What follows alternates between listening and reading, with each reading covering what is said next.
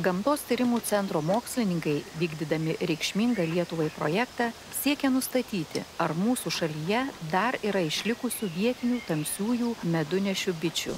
Lietuvos vietinės bitės yra įtrauktos į saugomų ūkinių gyvūnų nacionalinių genetinių išteklių veislių sąrašą. Šios bitės beveik 30 mečius buvo saugomos vietinių bičių draustinyje Jurbarko ir Tauragės miškų masyve. Apie 1995 metus panaikinus šį draustinį lietuviškų bičių būklė liko nežinoma, o 2015 metais buvo paskelbta apie šių bičių išnykimą.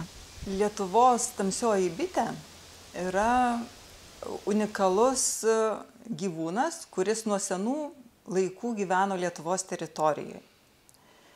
Ir ta bitė, iš tiesų jos tas istorinis arealas yra labai didžiulis. Jisai tęsiasi nuo Alpių, Pirėnų kalnų ir į šiaurę iki pat, kol leidžia gyvenimo sąlygos gyventi vabzdžiams. Ir iki Uralo kalnų, ir žodžiu, ta teritorija yra labai didžiulė. Ir toj teritorijoje susiformavo, klimato sąlygos yra labai skirtingos. Ir toj teritorijoje susiformavo kiekvienoje vietoje vis tam tikras, tai teritorijai būdingas ekotipas, prisitaikęs prie ten esančių klimato sąlygų, aplinkos sąlygų. Ir Lietuva irgi eina į tą teritoriją, tos tamsiosios bitės. Šiaip jinai vadinasi Vakarų Europos tamsioji bitė. Ir kiekviena šalis vis prisideda.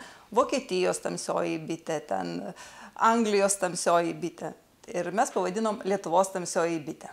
Tai kadangi jinai yra ir gyveno kažkada Lietuvoje, tai iškilo klausimas, pirmiausia klausimas iškilo valstybės institucijom, genetinių išteklių centrui, ar yra ta bitė dar Lietuvoje. Nes 15 metais jau buvo paskelbta, kad jos nebeliko, kad tos bitės nėra, jinai išnykusi ir galbūt mes čia kažkokį kitą porūšį pasidarom savo vietinę bitę. Tai tada genetinių išteklių, Žemės ūkio gyvūnų genetinių išteklių centras nutarė paieškoti tos bitės. Ir jie rado kažkokius likučius, kas jiems pasirodė labai panašu į tą bitę. Kodėl šis mokslininkų tyrimas dėl vietinių bičių išlikimo galimybių įvertinimo yra svarbus? Tyrimo eigoje buvo patvirtinta, kad vietinės medunešės bitės neišnyko ir kad jos geriausiai prisitaikiusios prie vietos sąlygų klimato, labai gerai žiemoja. Jų savybės kur kas pranašesnės lyginant su įvežtinėmis ar naujai atsiradusiomis mišrūnėmis. Tamsios bitės spalva skiriasi. Jos elgsenos savybės yra visiškai kitokios. Sakysim, kai bitininkas apžiūri avilį, papučia dūmų, žiūri avilį, tos bitės aktyvios yra. Jos nubėga nuo korių ir pakimba tokiom kekėm apačioj korių. Tada medų dengia jos baltai. Tai tarp medaus ir vaško dangtelio yra oro tarpas ir tas vaškas, uždengtas tas medus, atrodo baltas. Dar, turi kitokių dar savybių, atsparios jų žiemą. Jos labai mažai maisto sunaudoja žiemą.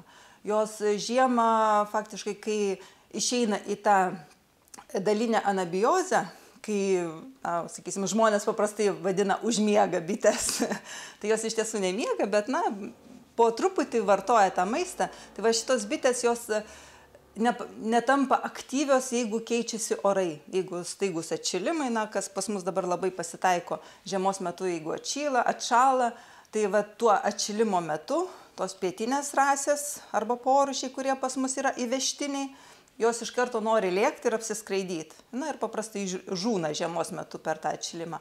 O šitos bitės jos ramiai toliau savo kamuolį laikosi ir jos nejuda iš to kamulio. Vis taip vartodamos po truputį tą paliktą joms žiemai maistą. Ir to maisto tada kiekis gaunasi labai nedidelis suvartojamas. Tada jos yra, kadangi aktyvios bitės yra, tai kai kuriuos literatūros šaltiniuose teigiama, kad jos yra atsparesnės kai kurioms ligoms. Ir lengviau jas gydyti nuo varo erkių. Tai, turi tokių gerų savybių, kurias iš tiesų, reikia išsaugoti ir jas toliau panaudoti, sakysim, selekcionuojant bites, atrenkant geriausias šeimas, ir turėtumėm puikiausias bites, nereikėtų mums tų įvežtinių bičių. Aišku, vienas yra toks trūkumas, kad jos neaugina labai didelių šeimų ir, sakysim, tiems pramoniniams bitynams, tai jos nėra labai tinkamos, bitynams, kurie suinteresuoti gauti labai didelį medaus produkciją. Tai, šitos bitės, nėra tos, kurios pagamins labai didelius kiekius medaus. Nes jos yra būtent labai prisitaikę prie oro sąlygų, tų kintančių oro sąlygų. Jeigu medunešis sumažėja, tai jos ir šeima sustabdo motinos kiaušinėlių dėjimą ir šeima nesiplečia. Kaip kad kitų tų selekcionuotų porūšių, ten be saiko augina šeimas ir tada vasarą atsitinka, kad reikia tas bites maitinti, įvežtinės bites. Lietuviškos bitės ne tik išmaitina savo šeimas, bet ir suteikia naudą ir malonumą žmogui. Daugeliui iš mūsų vasarą šviežio korio medaus ragavimas yra didžiausias gardumynas. Bitutė žmonėms dovanoja ne vien medų, bičių duonelę, bičių pienelį, pikį ir kitas gėrybės. Turbūt sunku suskaičiuoti ir išvardyti, kiek medus turi įvairiausių žmogaus organizmui svarbių medžiagų. Nemažiau unikalus ir avilio mikropasaulis, kuriame darbuojasi tūkstančiai darbštuolių. Viena bitė, tai paprastai tas vabzdys vienas jis neišgyvena. Bitė yra bendruomeninis vabzdys, kur gyvena didelėm šeimom, kur yra motina, yra bitės darbininkės, yra tranai. Ir ta visa ta šeimos, tokį sudaro visa ta šeima, tie visi šeimos individai sudaro tą superorganizmą. Nes vienas vabzdys, viena ta medunešė bitė, jinai viena neišgyvena. Tai iš tiesų labai įdomus organizmas, kur labai sudėtingi ryšiai paties organizmo viduje vyksta. Ir ta visa komunikacija, bendravimas tarp bičių šeimos narių ir tiek rega, tiek uoslė, tiek vibracijos įvairios, taktiliniai įvairūs stimulai. Iš tiesų labai yra sudėtingas organizmas. Ir tos visos, kai pranešimai, ten vadinami tie bičių šokiai, kai praneša apie maisto šaltinį atskridusi bitė, kitoms bitėms praneša apie maisto šaltinį šokdama ant korio tam tikrus šokius, kur tai turi nuostabią orientaciją ir iš tiesų labai sudėtingas ir įdomus superorganizmas yra bičių šeima.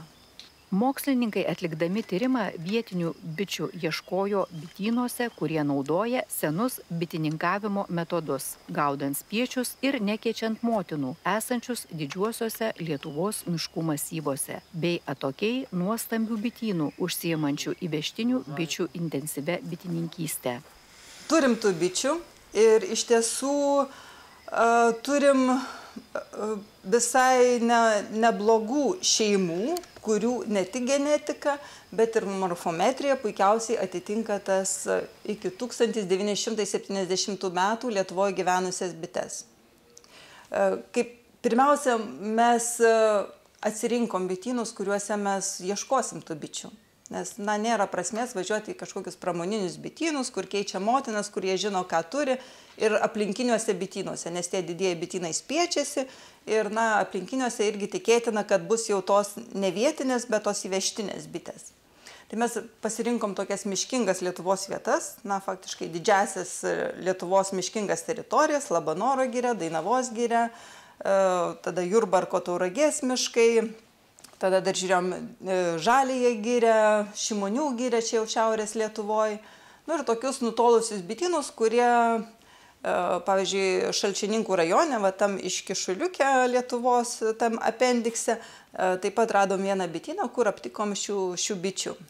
Tai žodžiu, tokiuose bitynuose, kurie nekeičia motinų, kur naudoja tuos senuosius tradicinius bitininkavimo metodus, ten ieškojom Lietuvos tamsiosios bitės. Gamtos tyrimo centro mokslininkai per beveik 3 metus vykdydami šį mokslinį tyrimą aplankė 25 Lietuvos rajonus. Surinko bičių mėginius iš beveik 500 bičių šeimų. Rezultatai nudžiugino. Dar nepraradome savo lietuviškos tamsiosios bitės. Atlikę genetinius ir tos morfometrinius tyrimus, nustatėm, kad maždaug apie pusę bičių šeimų, mūsų tirtuose bitynuose apie pusę bičių šeimų genetiškai pagal motinos liniją atitinka Lietuvos tamsiąją bitę. Iš tų pusės šeimų dar iš viso ištyrėm apie 500 šeimų. Tai maždaug apie 250 šeimų atitiko tą genetiškai motinos liniją, atitiko vietinės bitės. Tuo tarpu, kaip atliko morfometriją, tai iš tų šeimų tik tai 26 procentai, kurie morfometriškai atitiko tas bites gyvenusias Lietuvoje iki 1970 metų. O tie duomenys yra iš tuo metu Lietuvoje buvusio Lietuvos vietinių bičių draustinio duomenys, nes kažkada buvo Lietuvoje vietinių bičių draustinis Jurbarko Tauragės rajonuose. Jis buvo įsteigtas 1971 metais ir jį prižiūrėjo, ten buvo keli skyriai, jį prižiūrėjo Žemdirbystės institutas tuometinis, dabar Lamco dalis.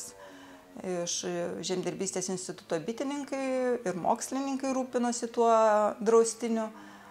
Tačiau po kažkiek laiko tas draustinis buvo per tą visą perversmą, jis buvo uždarytas, dar toks savanoriškas rūpinimasis kažkiek buvo tom bitėm, bet paskui jų tiesiog paskelbė, kad jų nebėra, viskas draustinis uždarytas ir bičių šitų nėra. Lietuviškos bitės genetinių išteklių išsaugojimas ir gausinimas, atrenkant geriausias savybės, yra labai svarbus ne tik Lietuvos bitininkystės ateičiai ir šalies gamtos paveldui, bet taip pat turi mokslinę, kultūrinę ir istorinę reikšmę. Nenuostabu, kad atsirado šios veislės palaikymas tarp bitininkų entuziastų, norinčių savo darbais prisidėti prie bioįvairovės išsaugojimo. Mokslininkų nuomonė, Lietuvos bitininkai galėtų sėkmingai veisti vietinės tamsiasias bites miškingame kraštovaizdyje, kur jos savo savybėmis yra pranašesnės už įvežtines. Prie šių pasiūlymų įgyvendinimo realiai prisideda ir valstybinės institucijos, kuriamos lietuviškos bitės išsaugojimo teritorijos Dzūkijos nacionalinėme parke bei kitos skatinimo priemonės. Šiuo metu ten vyksta darbai. Ir yra įsteigtas tas motinų poravimosi punktas Čepkelių gamtinio rezervato teritorijoje. Kartu bendradarbiauja Dzūkijos nacionalinis parkas, prie to labai daug prisideda. Taip pat Žemės ūkio ministerija palaiko visą tą idėją. Ir šiuo metu netgi galvojama bendradarbiaujant su aplinkos ministerija, nes Dzūkijos nacionalinis parkas, jie daugiau atskaitingi aplinkos ministerijai. Ir aplinkos ministerijos dalis, tai bendradarbiaujama su aplinkos ministerija ir čia bandoma įsteigti saugojamą teritoriją, kurioje bus saugoma ta bitė ir kur bus neleidžiama įvežti kitų porūšių bičių, kur bus laikomos tik šitos bitės. Ir dar pavyko, taip pat vadovaujant tam pačiam Arūnui Jačkauskui, pavyko sutarti su Žemės ūkio ministerija, man atrodo visi dokumentai yra sutvarkyti, kad bitininkai, kurie laiko šią bitę, galės gauti išmokas. Už bičių šeimą 177 berods eurai už bičių šeimą. Bet tai jie turi įrodyti, kad jie turi tokias bites, turi būti atlikti tiek genetiniai, tiek morfometriniai tyrimai ir jie turi tas bites tada išlaikyti.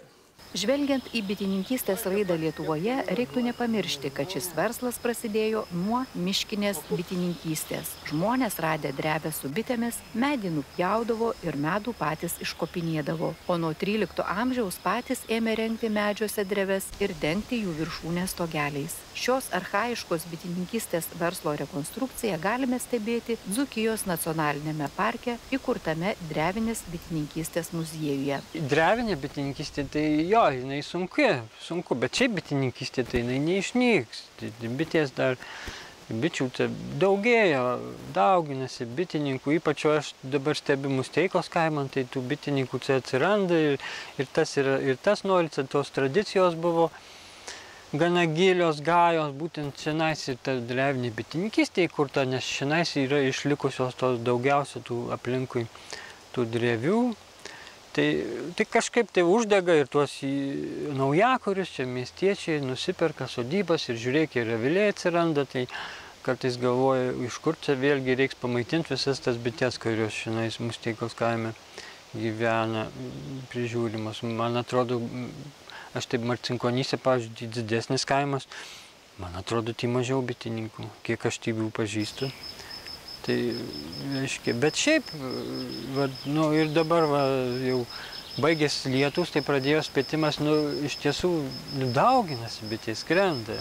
Pas mus į spėtinį iškėlė ir atskrido, man tai yra kaip Dievo dovana, tas bitės, tai ir tokiu būdu dauginami, didinami tie bitynai. Tai, drevinė bitininkystė, sudėtingesnė, tai tokia. Žiūrėsim, kaip čia bus ateityje, kiek sugebėsim, tai prižiūrėsim, bitininkausim. Akivaizdu, kad laikui bėgant archaiška drevinė bitininkystė palaipsniui įgavo kitas tradicijas, nes šioje bitininkystėje triūso daug, o surenkamo medaus kiekis itin menkas. Šiais laikais dalis bitininkų pirmiausia tikisi komercinės naudos. Pirmiausia, tai buvo tas spaudimas iš bitininkų, kurie užsiima tą produkcinę bitininkystę, pramoninę bitininkystę. Nes, iš pradžių, kai mes aptikom tos bitės, aišku, ta bitė yra susimišrinusi. Ja, reikia daryti atranką, reikia atrinkti geriausias šeimas, tas geriausias šeimas daugint, motinas iš jų daugint tada. Tai, žodžiu, tai pirmiausia buvo tas turbūt bitininkų išgąstis, kad čia viskas Lietuvoje dabar bus tik tai tos lietuviškos bitės ir tas buvo nepasitenkinimas, kad čia kažką surado mokslininkai ir, žodžiu, kad reikės tik tai tas bitės laikyti. Bet, iš tiesų nieks to neketina daryti, tiesiog ten, kur yra tinkamos sąlygos tai bitėjai, ten ir bus ketinama laikyti tą bitę, kad ten gyventų, tiesiog saugoti ją ir tai yra labai geras tas genetinis fondas, kurį galima toliau naudoti atrankai ir selekcijai, nes niekur Europoje iki šiol nebuvo atrinkinėjamos tos bitės, nebuvo vykdoma jokia atranka. Paprastai buvo imamos tos įvežtinės bitės, kurios jau selekcionuotos ir tos dauginamos bitės. O su šitom tiesiog nebuvo dirbama. Netgi ir visur kitur Europoje jau kai susirūpino, kad turim savo genetinius išteklius išsaugoti, tie patys Britai, pas juos yra nemaži kiekiai tų bičių likę. Ir dideli šeimų kiekiai ir jie vykdo jau dabar ir atranką šitų bičių, savo jau tų vietinių tamsiųjų bičių. Ir jie atsirinko puikiausias bites, kurios nėra agresyvios. Nes, bitininkai dar bijo labai agresyvių bičių, nes tas, nuo senų laikų likęs tas požiūris, kad vietinės bitės yra piktos bitės, jos yra agresyvios, kad jos puola. Netgi kai aš ieškojau mėginių, tai susisiekdavau su bitininkais ir paskui prasidėdavo skambučiai, kad pas mane yra piktos bitės, tai greičiausiai yra vietinės. Tai iš tiesų taip nėra. Tas piktumas bičių yra agresyvumas, yra mišrūno požymis. Tai kadangi jos galėjo kryžmintis su bet kuriuo atsivežtu porūšiu, tai ir išryškėja tada tas agresyvumas. Tai o iš tiesų, jeigu su jomis dirbant, vykdant atranką, tai galima turėti puikiausias vietiniams sąlygoms prisitaikiusias bites ir jau toliau galimi žingsniai ir produkcijos padidinimo linkme ir visomis kitomis linkmėmis. Keičiantis bitininkavimo tradicijoms keitėsi ir bičių aviliai. Nuo avilių drevėse, gulsčiųjų kelminių iki rėminių avilių, kurie pradėjo plisti nuo XIX amžiaus pabaigos. Jų konstrukcija sudėtinga, tačiau bitės tapo prieinamesnės. Atsirado galimybė stebėti jų gyvenimą, kontroliuoti speitimąsi bei lizdo dydį, prisidėti prie lietuviškų bičių populiacijos didinimo. Tam labiausiai tinkami nedideli bitynai įsikūrę miškingose atokiose vietovėse. Sunku čia viską įvertinti, aš nežinau, tas pievas šienaudavo, bet šienaudavo, kad, žydinčių augalų buvo, buvo pievų daugiau.